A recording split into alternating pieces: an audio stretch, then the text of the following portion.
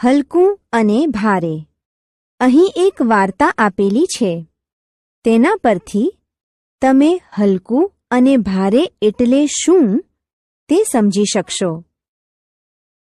સંદેશ પાસે એક ગધેડો છે. તે તેની પીઠ પર મીઠાથી પૂરેપૂરો ભરેલો કોથળો ઉપાડે છે. ગધેડો મીઠાને પીઠ પર મૂકી બજાર તરફ જઈ રહ્યો છે. બજાર જવાના રસ્તામાં તેને એક નદી પસાર કરવી પડે છે. એક દિવસ નદી પસાર કરતી વખતે ગધેડો લપસી ગયો અને તે નદીમાં પડ્યો. જ્યારે તે ઊભો થયો ત્યારે પીઠ પરનો કોથળો ખૂબ હલકો લાગ્યો. પાણી કોથળામાં પડતાં મીઠું પાણીમાં ઓગળી ગયું, તેથી વજન હલકું થઈ ગયું. ગધેડો તો બહુ રાજી થઈ ગયો. 2-3 દિવસના અનુભવ પરથી તેને એક યુક્તિ સૂઝી. બીજા દિવસે ચાલાક ગધેડાએ નદી પસાર કરતી વખતે ડૂબકી મારવાનું નક્કી કર્યું.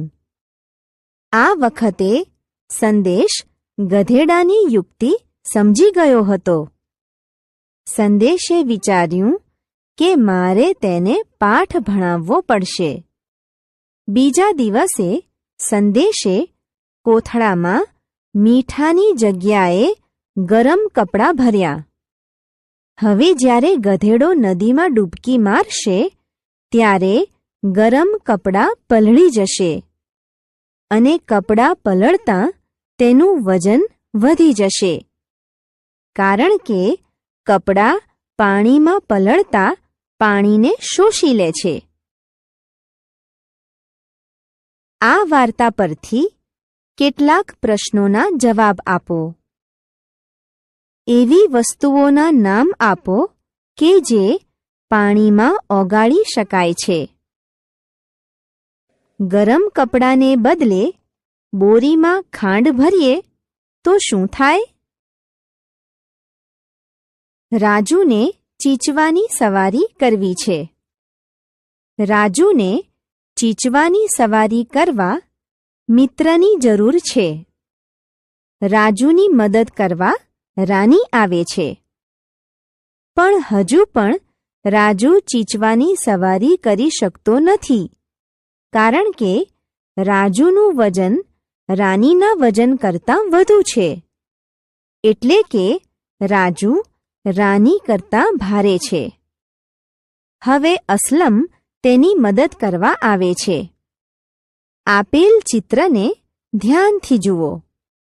શું તમે કહી શકશો કે ચીચવો કેમ બીજી તરફ નમ્યો? હા, કારણ કે રાજુ એ રાની અને અસલમના વજન કરતાં હલકો છે. હવે રાજુને એક યુક્તિ સૂઝી. હું મારું દફતર મારી સાથે રાખીશ.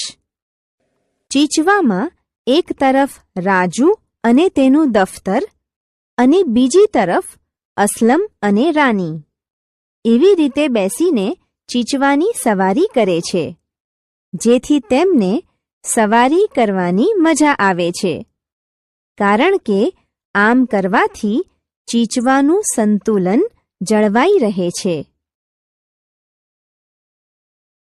ભારે અથવા હલકું. ઉદાહરણ: અહીં આપેલી 2 વસ્તુઓમાંથી કઈ વસ્તુ તરફ ચીચવો નીચે જશે? એક તરફ તરબૂચ અને બીજી તરફ નારંગી મૂકેલી છે. આથી તરબૂચ તરફ ચીચવો નીચે જશે. ઉદાહરણ: વધારે ભારે વસ્તુને ચીચવા પર યોગ્ય સ્થાને દર્શાવો. 1. જુઓ, 2 વસ્તુઓ માટલું અને બોટલ આપેલા છે. બેમાંથી માટલું વધારે ભારે હોવાથી માટલું ચીચવામાં નીચે તરફ આવશે. બે ગ્લાસ અને એક જગ આપેલ છે, તો પણ 2 ગ્લાસનું વજન જગ કરતાં ઓછું હોય. આથી ચીચવામાં નીચે તરફ જગ મૂકીશું. 3 એક ટમ્બલર અને ડોલ આપેલ છે.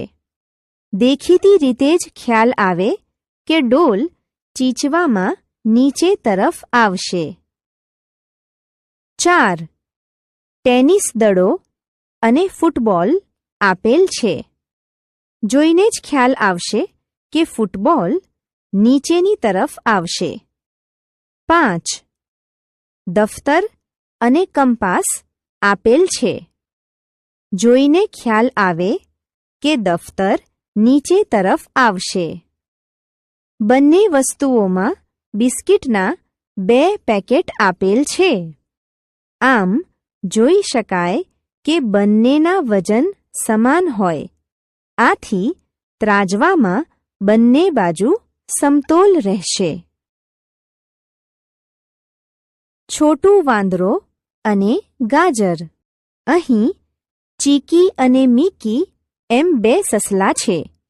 તેમણે એક થેલો જોયો. તેમાં ગાજર હતા. હવે ચીકી અને મીકી ઝઘડવા લાગ્યા. ચીકી કહે, હું મોટા ગાજર લઈશ. મીકી કહે, ના, હું મોટો છું, તેથી હું મોટા ગાજર લઈશ. બંનેને ઝઘડતા જોઈ છોટું વાંદરો તેમની મદદ કરવા આવ્યો. ચીકી અને મીકીએ છોટું વાંદરાને કહ્યું કે અમે બંને આ ગાજરના સરખા ભાગ પાડવા ઈચ્છીએ છીએ, પરંતુ કેટલાક ગાજર મોટા છે અને કેટલાક નાના. તો અમે શું કરીએ? છોટું વાંદરાએ કહ્યું કે હું તમને મદદ કરું. તો બંનેએ હા પાડી અને છોટું વાંદરો તેમને મદદ કરવા કશુંક લાવ્યો. શું તમને ખબર છે તે શું લાવ્યો હશે? તે ત્રાજવું લાવ્યો હશે. સિમરન કેટલું ઊંચકી શકશે? સિમરનના પિતાજીને તેમના ઘરના સ્ટોર રૂમમાંથી કેટલીક વસ્તુઓ રસોડામાં મૂકવી છે. સિમરન તેના પિતાજીને મદદ કરવા ઈચ્છે છે. ચાલો તો અનુમાન કરીને આપેલા પ્રશ્નોના ઉકેલ શોધીએ. સિમરન કયો થેલો ઊંચકી શકશે તેનું અનુમાન કરો. સિમરન 1 કિલોગ્રામ મીઠું, 2 કિલોગ્રામ ખાંડ, 2 કિલોગ્રામ દાળ, 1 કિલોગ્રામ ઘી, 2 કિલોગ્રામ તેલ આ પ્રમાણેની પ્રમાણમાં હલકી વસ્તુઓ ઊંચકી શકશે. કોણ શું ઊંચકી શકશે તેનું અનુમાન કરો. અ. તેના પિતાજી ડ્રમ ઊંચકી શકશે. બ. તેની માતા 5 કિલોગ્રામ લોટ, 5 કિલોગ્રામ ચોખા ઊંચકી શકશે. ક. તેની નાની બહેન 1 કિલોગ્રામ મીઠું, 1 કિલોગ્રામ ઘી ઊંચકી શકશે. શું સિમરન કોઈ પણ 2 થેલા એકસાથે ઊંચકી શકશે? જો હા, તો કયા કયા? હા, સિમરન એક સાથે 1 કિલોગ્રામ મીઠું અને 1 કિલોગ્રામ ઘીના 2 થેલા ઊંચકી શકશે. ઉદાહરણ: આપેલા પ્રાણી અથવા પક્ષીના ચિત્રને તે ઊંચકી શકે તેવા વજનના ચિત્ર સાથે યોગ્ય રીતે જોડો. ઉકેલ: ચકલી પાંદડું ઊંચકી શકે. આથી ચકલીને પાંદડા સાથે જોડીશું. હાથી લાકડા ઊંચકી શકે. આથી હાથીને લાકડા સાથે જોડીશું. ગધેડો ખાંડનો કોથળો ઊંચકી શકે. આથી તેને ખાંડના કોથળા સાથે જોડીશું. કૂતરું દડો ઊંચકી શકે. આથી તેને દડા સાથે જોડીશું. કીડી તેના કરતાં ભારે ખાંડનો દાણો ઉંચકી શકે છે. આથી તેને ખાંડ સાથે જોડીશું.